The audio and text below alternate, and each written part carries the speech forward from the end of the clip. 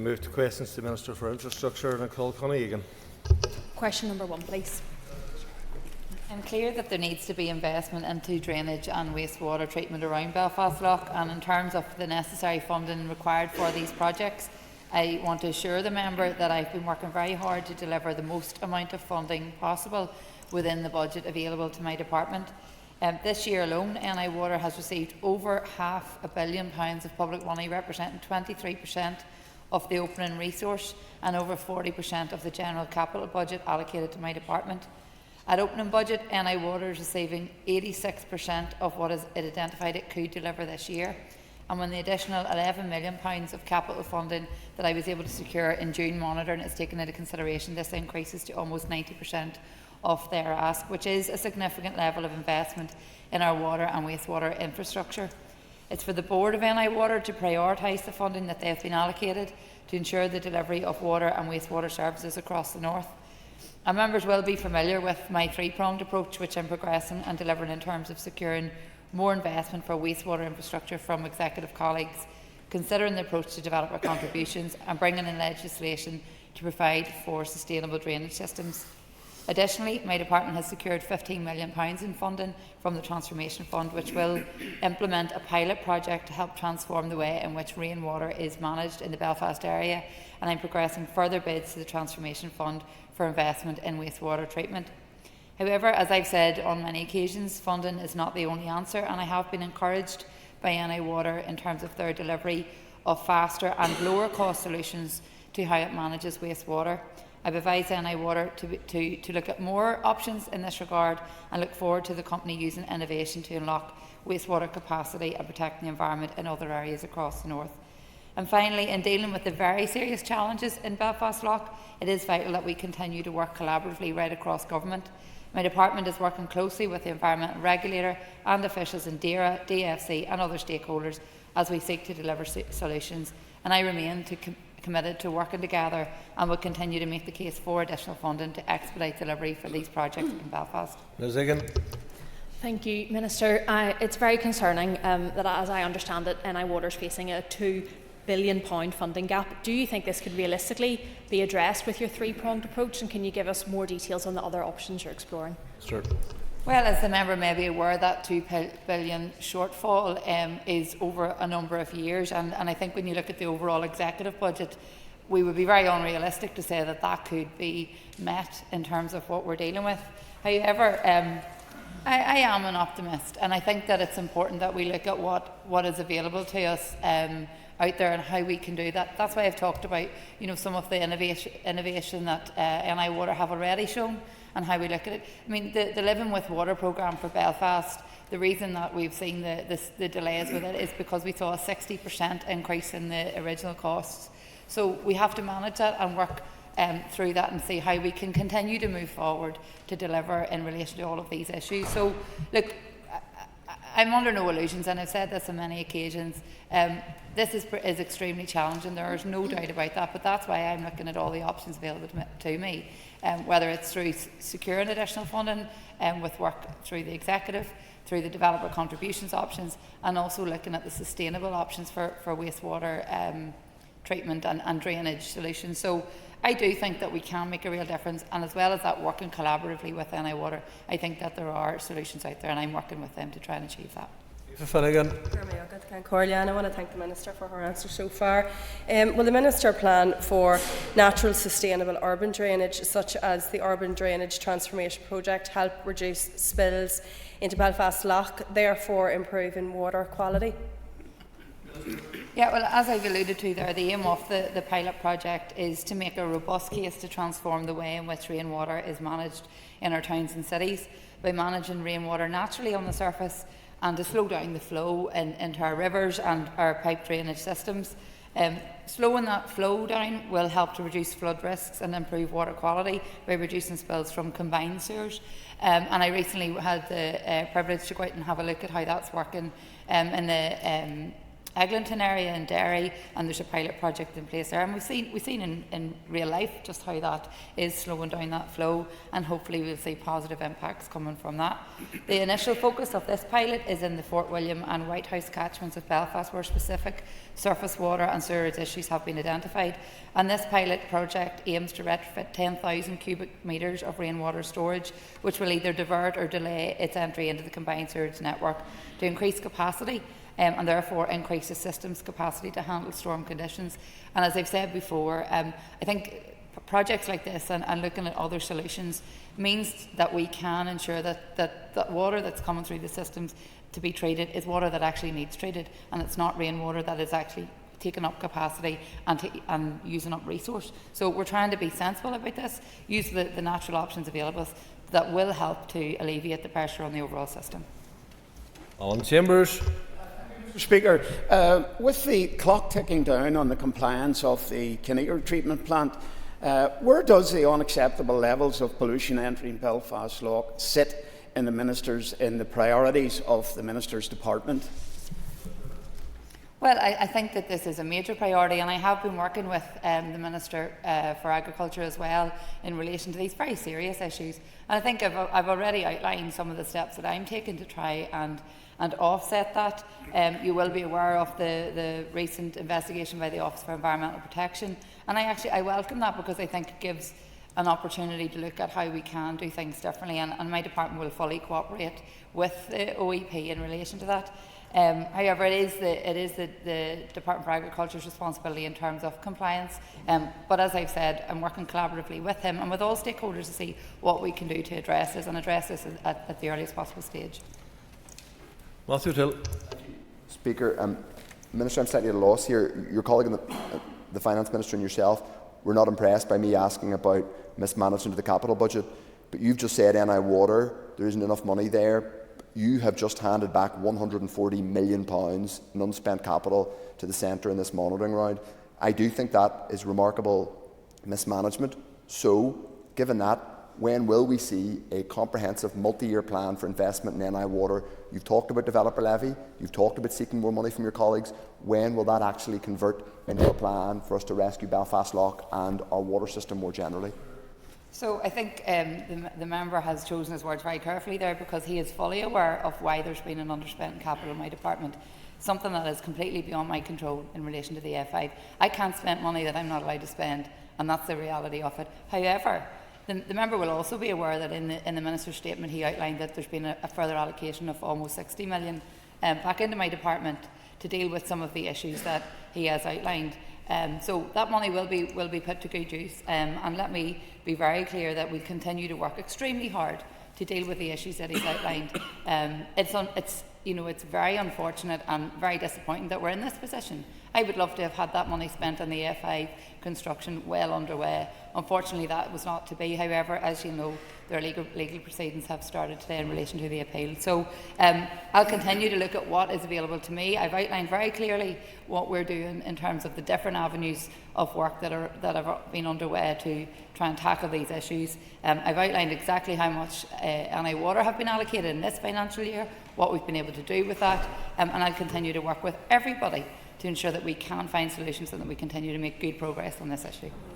Mr. Speaker, Minister, the farming community are often used by Northern Ireland Water as convenient scapegoats for the pollution in many of our lochs and waterways.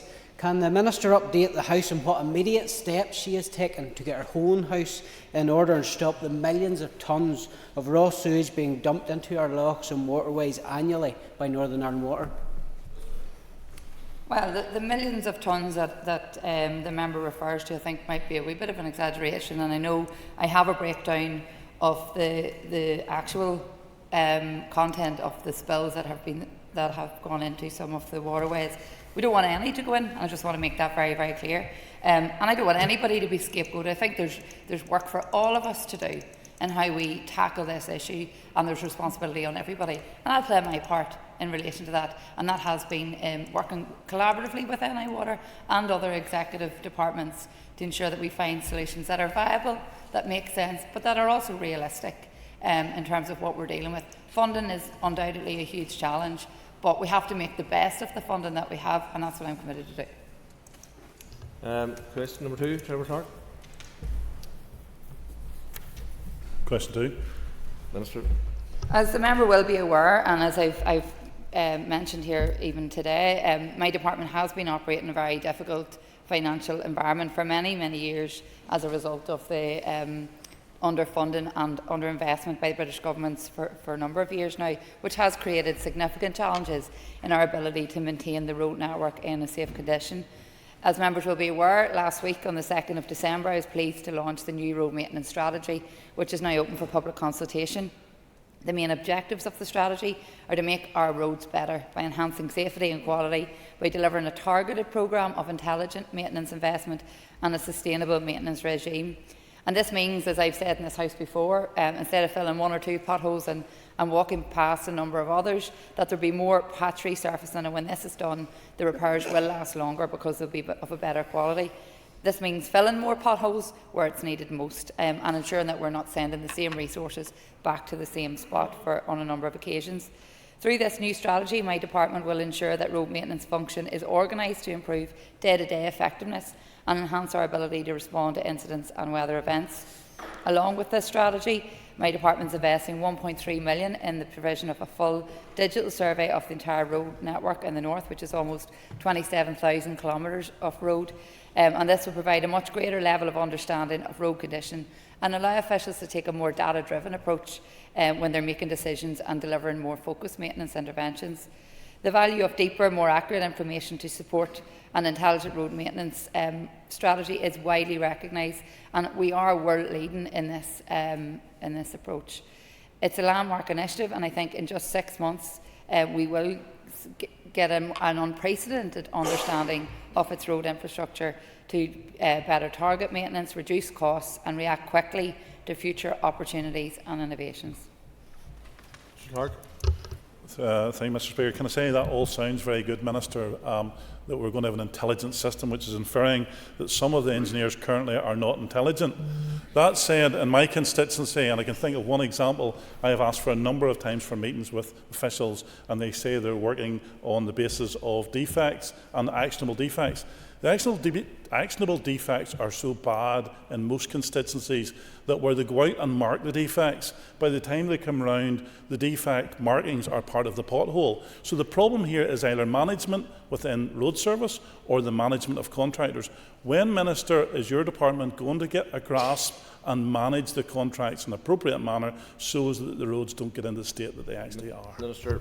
Well, I'm not for 1 second questioning the intelligence of any of my staff, and I think that's a very disappointing remark to make. I think what this is doing is ensuring that we're using the digital technology available to us to make smarter decisions so that we can free up our workforce to do the work that needs to be done, so that we're not sending staff out to the same locations time and time again. The member will be fully aware that the issues that we have are as a result of underfunding. There's no denying that, and that's been going on for well over a decade now, so we're constantly playing catch up. But I fully can concur with the issues he's raised. Come to my own constituency and look at some of the roads around Newry and South Armagh, and you'll see that we're having the exact same issues. But what I'm saying is, we're trying to do this differently, to try and make a difference, to try and address all of the issues that you have just outlined. And let's see what happens. Let's see how this beds in. I'm very positive about it. I think it will make a real difference. And I think it will ensure that we're making more efficient, more cost-effective decisions that will build the resilience and the sustainability of our road networks. Cathal Boylan. Just following on from that, could the Minister outline how she uses technology itself to improve our road maintenance activities? Minister. Yeah, so as I have alluded to, this new strategy will focus on delivering higher quality repairs instead of spreading resources too thinly, ensuring more reliable and safer road network and interventions that prove to be more effective, so that we're not having to come back time and time again to the same areas. As part of the strategy, my department's taken forward the development of digitally supported procedures for the inspection and repair of roads to help inform decision making. And the first step in this work is to get that complete understanding of the condition of our entire road network. We're already almost over halfway through that process, so I think this will help to give us a full picture of the level of deterioration in our roads and ensure that we can properly target those areas that are of the greatest need, that will help to continually build resilience. It will use advanced AI, HD imaging and roadscape modelling technology. We'll capture a digital twin of every road in the north, every single road, to an extraordinary level of detail, and generating billions of data points which we can provide a detailed insight into the conditions of all our carriageways and footways, mapping the extent of every visible defect from minor cracks to large potholes. But it won't only identify and prioritise urgent maintenance, it will also perform life cycle modelling that will provide clear long-term projections of how the road network will perform under different investment scenarios, which will also help my department to plan investments more effectively, reducing our carbon impact from maintenance and optimise the safety and lifespan of its road assets. Well, John Stewart. Thank you for your answers, Minister. Our roads are in a diabolical state, as you know, and we're spending millions of pounds increasingly year on year in compensation. You've highlighted the work that's being done. Can I just ask what engagements you've had with the Mineral Products Association and their contractors about the vital role that they have to play in the resolution of this, and about the concerns that they have? Yeah, I have met with the Mineral Products Association on a number of occasions since coming into post, and you know, really acutely aware of the concerns they have raised and continue to raise. I think that's why I was very focused in relation to this December monitoring round, that I put a specific bid in around structural maintenance. It's something I've said I wanted to do and I would press for, and I was really pleased to have been awarded 13.2 million within today's monitoring round, which I know will go a long way, and I think that's to credit to my officials and to the staff on the ground, through, you know, who are members of the Mineral Products Association and the contractors out there who can turn that money around very, very quickly, that we can see real results. So I look forward to further engagement with them in relation to this recent outcome of the monitoring round. I recognise it still doesn't go far enough, but I hope that we can see a real difference, that the public that we represent will see and feel a real difference in the coming weeks and months. Minister, the Mineral Products Association has asked for 20 million as a minimum to enable essential maintenance and repairs of our crumbling road network with potholes galore, frankly, without even a winter freeze happening yet. The MPA asked for 20 million, you bid for 19 million and we're allocated 13 million. What does this mean for the safety and state of our roads? And you talked about your bells and whistle mapping system. How long will it take to map the roads network? And surely the Minister will agree that we need our potholes filled, not pictures of them. Minister. Well, for somebody that takes plenty of pictures of potholes, then maybe he should listen to his own advice. But in relation to his question around the mineral products and today's December monitoring outcome, yes, there's 13.2 million. I know there's a 20 million ask. There's also money in relation to overplanning that we've been allocated. So there is room for flexibility within my department, and I will strive to do my best to ensure that we meet as much as possible and get as much delivered in the rest of this financial year. Brian Kingston. Question number 3. From the 1st of June 2025, private cars that were first registered between the 1st of June 2020 and the 31st of May 2021, or between the 1st of June 2018 and the 31st of May 2019, and have a valid MOT certificate, will be given a temporary exemption certificate. This means they will not need a vehicle test MOT for 12 months from the date their current certificate expires. If a vehicle meets the eligible date criteria but does not have a valid MOT certificate, an MOT test will need to be conducted and passed. A TEC for 12 months will be automatically applied from the expiry of its latest test certificate. Mr. Kingston. And unfortunately, it does speak to a lack of capacity in the MOT testing system that this emergency measures had to be introduced. But I would ask the Minister if she could ask her officials to check that there's a consistent online message on government websites. My own experience when I went to book on gov.uk to check my MOT status of my vehicle when I went in October, it told me that the MOT expired this month, December, as I thought. And then when I went on to NI Direct to book an MOT test, once I went through the process, at the very end it told me, no, you can't book one because it's not due until 2026.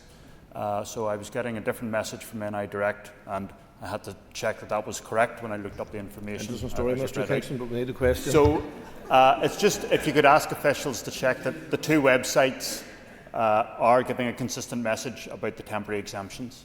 Mr. No, well, I appreciate the member raising that, and I'm happy if you want to provide some more detail within in relation to that specific issue to my private office, and we can look into it and try and get that rectified.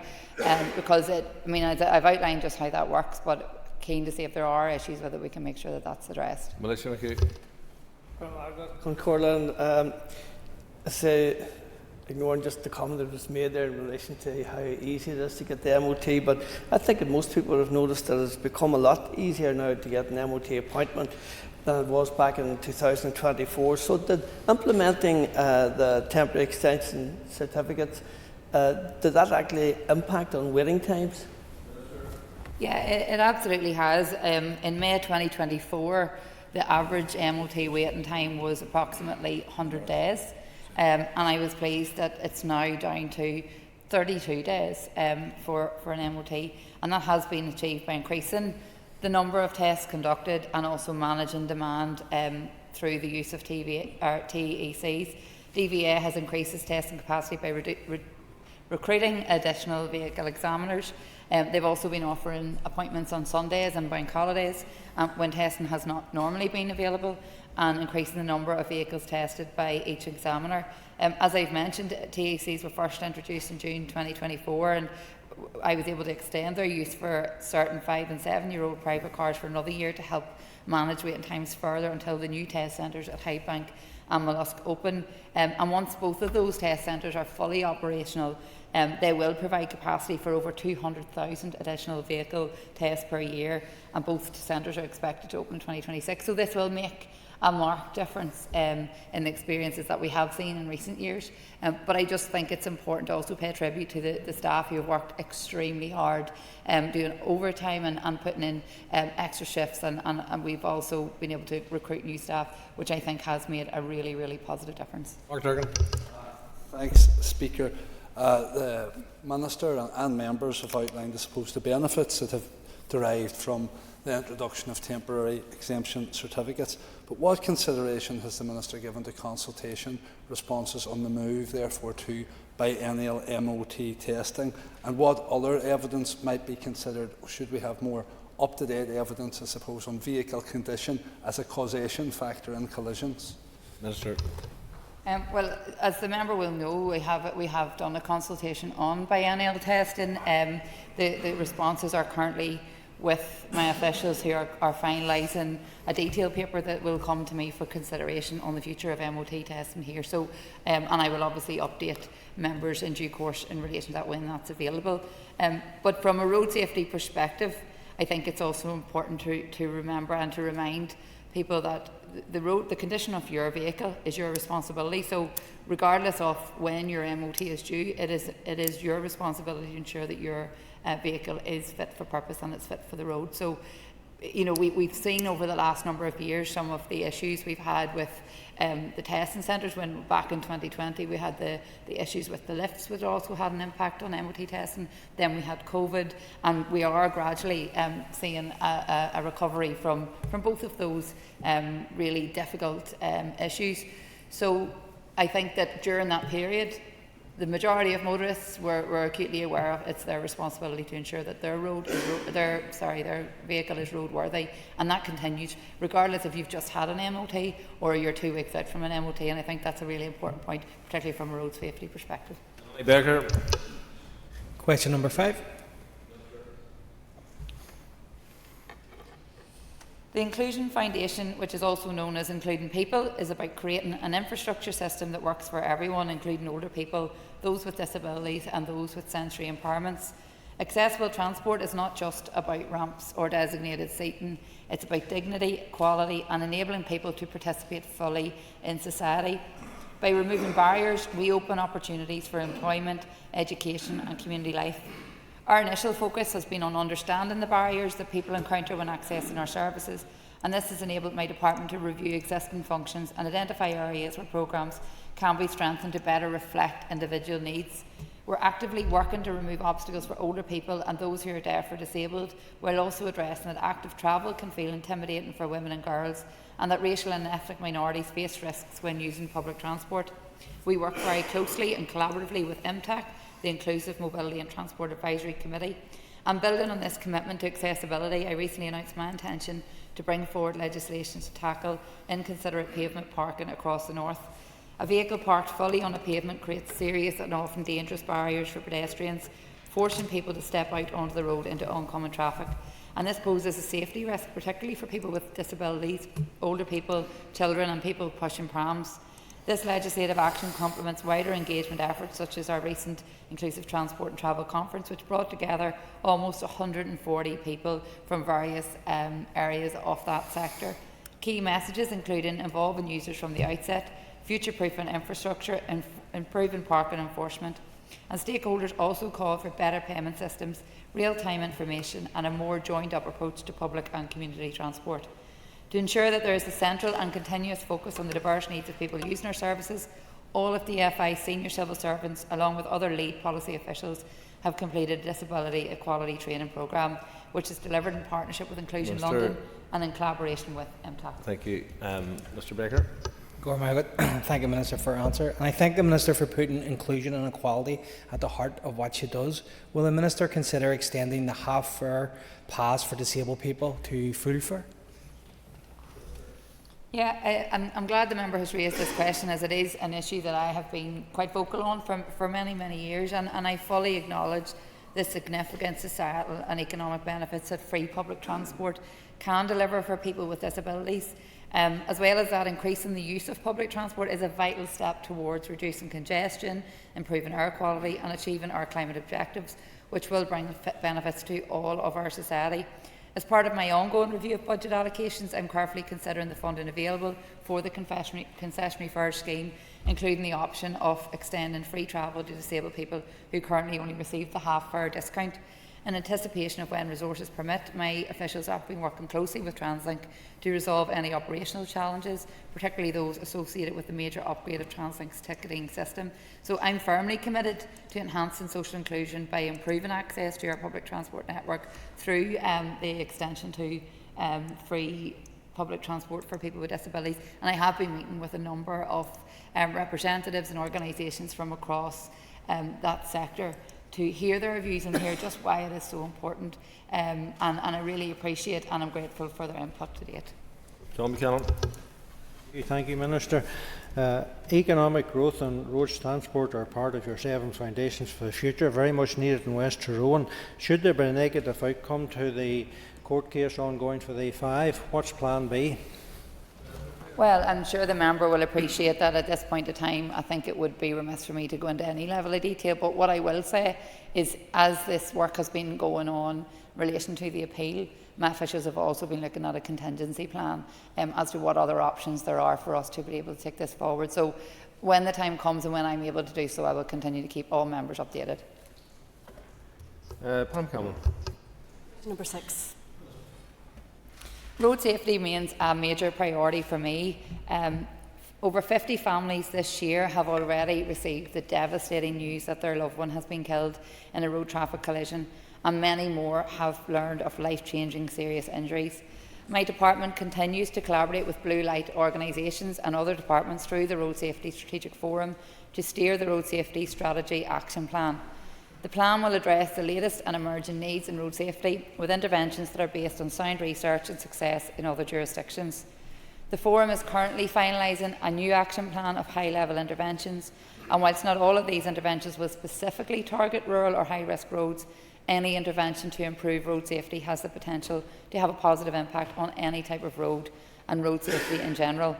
The interventions will include, amongst others, a consultation on a number of speed-related matters, local transport and safety measures programme, working with TransLink on public transport and school bus safety in rural areas, a new tranche of part-time 20-mile-per-hour speed limits at schools, continuing work on impaired and distracted driving policy and legislation, and targeted awareness campaigns.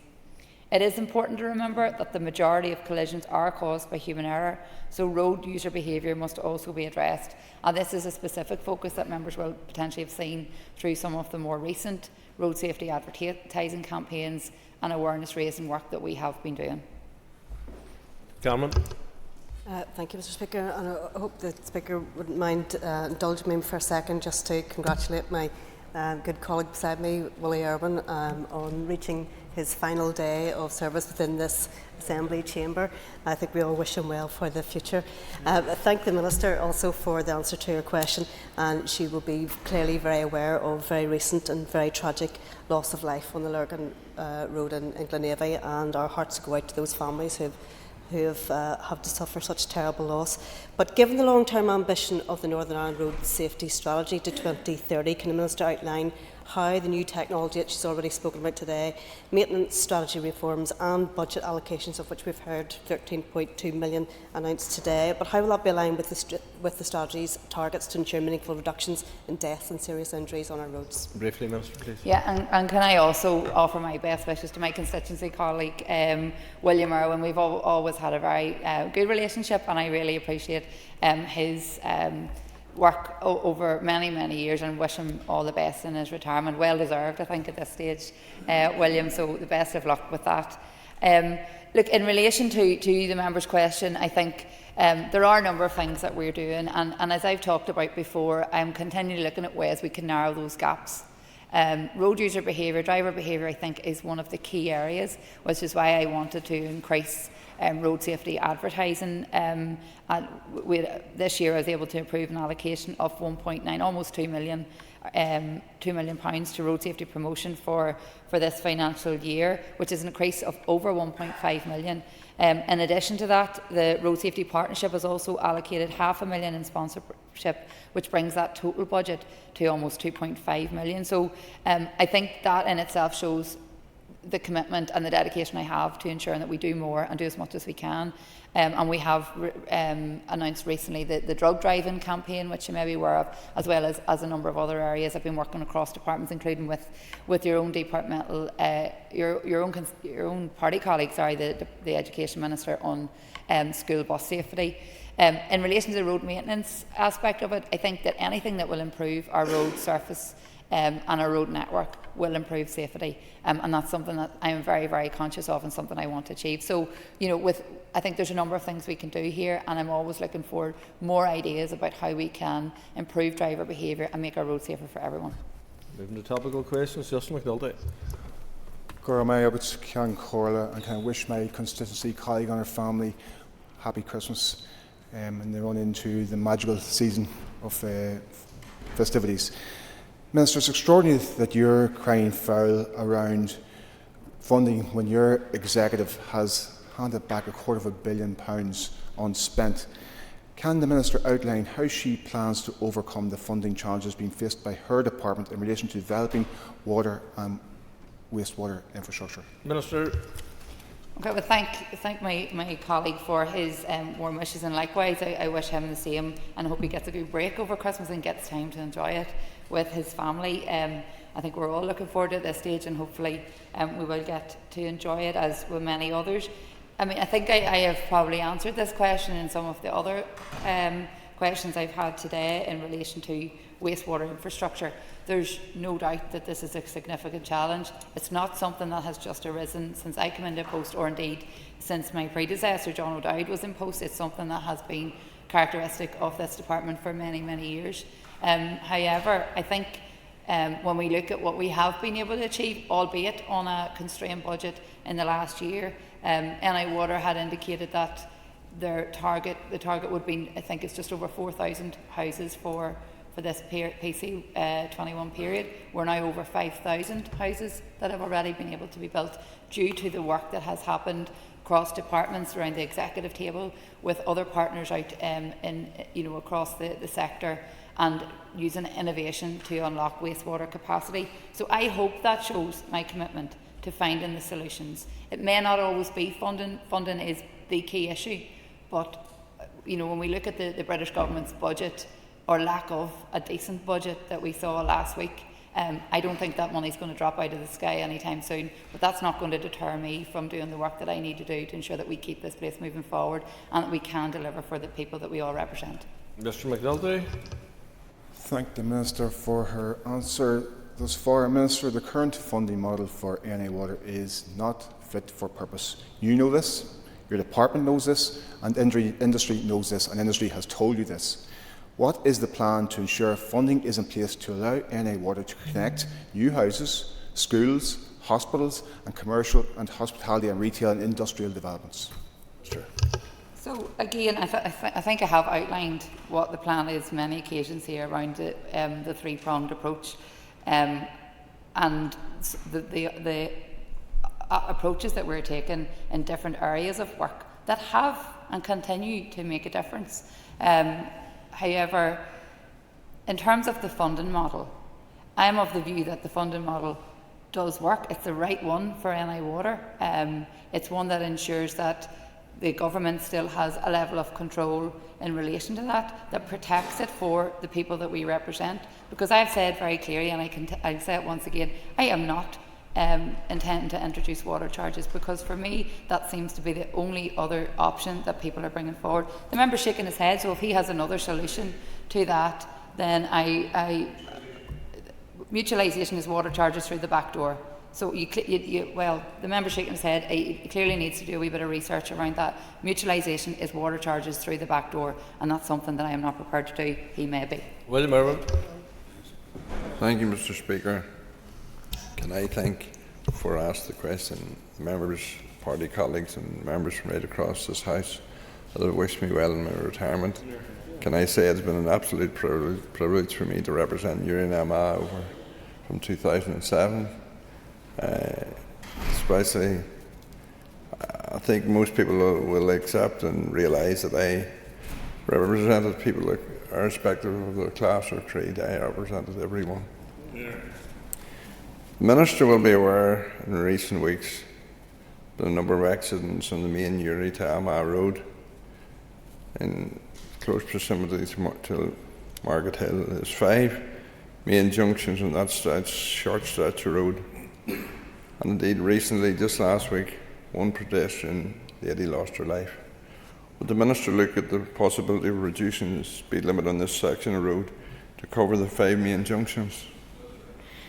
Yeah, and can I just, I suppose, add my condolences to the family of that lady and such a devastating incident, and I can't imagine what they are currently going through. As I've said, many families this year have sadly had a similar experience. But what I will do then, I can ask officials to look at that again. I know we have looked at it in the past, but ask them to review it again, particularly based on this most recent incident. I travel the road myself quite a lot, and I'm very familiar with it, and there's a lot of junctions, as you said. There's Gosford Park is not too far from there, which is a very, very busy junction also. So very conscious of that, and happy to ask officials to look at this again and reassess. Mr. Chairman, just for a call you, can I wish you my best wishes as you retire. I've known you for a very long time, and known you as a very hard constituency worker over those years, and many people benefited from that, and you've always done what you do with honesty and integrity, and that's a great value that people can have.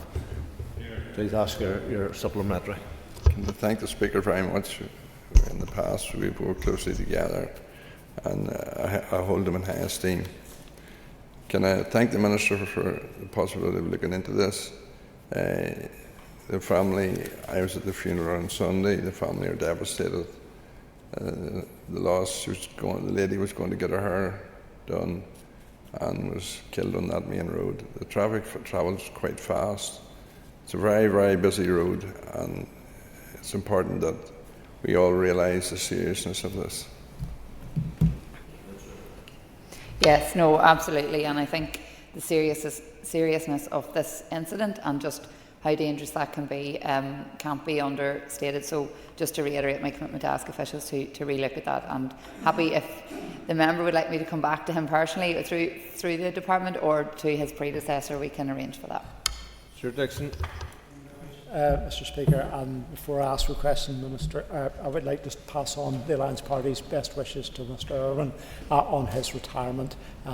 He's been in this Assembly longer than I have, and I wish him a long and happy retirement. Minister, you recently published a report with regards to the Department's consultation on developer-led contributions. How do you intend to proceed with regards to this? Well, as the member will be aware, the consultation was heavily responded to, so we are considering that and looking at what the next steps will be. I think it's important to recognise that this is a good opportunity to look at how we can bolster our wastewater infrastructure funding, but also recognising the need for it to be an equal and fair approach. So I think as I go through that and finalise those plans, I will update the House in relation. Dixon. Minister, the consultation showed strong opposition to developer-led contributions. So what measures are you planning to do and take to minimise the potential negative impact of housing affordability? Well, look, I mean, the opposition wasn't a surprise, and I think the member will understand that, you know, anything that is going to cost people is going to be, you know, none of us want any additional costs, but I think it's important to look at, you know, what the outcomes will be and what we can actually achieve in relation to that. We're trying to work, you know, finalise what that would look like, but I am very conscious that it's something I don't want to have a further negative impact in other ways, particularly, you know, it has been mentioned the possibility of having an impact on house prices. That's obviously something I don't want to see. However, I think it's also important to recognise that at present, for house builders or anyone that's building at the minute who needs a wastewater connection, there is already a cost, and in many cases that's quite significant if they need a new connection. So the idea around the developer contributions approach was to look at how we could do that more equitably, that will actually invest in our system and that people will see less of an impact. So for me, that was the desired outcome in relation to this, and it's something that I'm very conscious of in terms of my final decision in relation to this. Neil McAllister.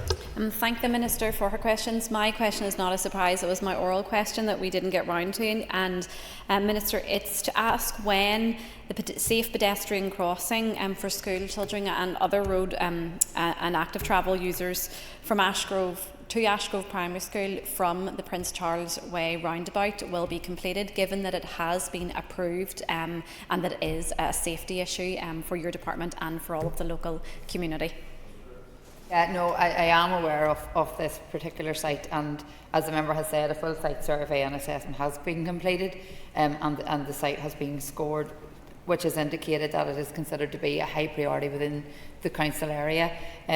I mean, as you've mentioned earlier in your member statement as well, this is ultimately down to budget and where that fits in with how we can actually deliver in relation to that. So it is on the department's prioritised list for inclusion in future works programme. I don't have a time frame here in front of me, but happy to come back in writing if there's any idea now. Particularly, we've got additional funding through December Modern, what that may or may not look like. But we're happy to keep you updated, because I do recognise how important it is, and because I don't know what else may be in front of that, and we have to also remember that as well.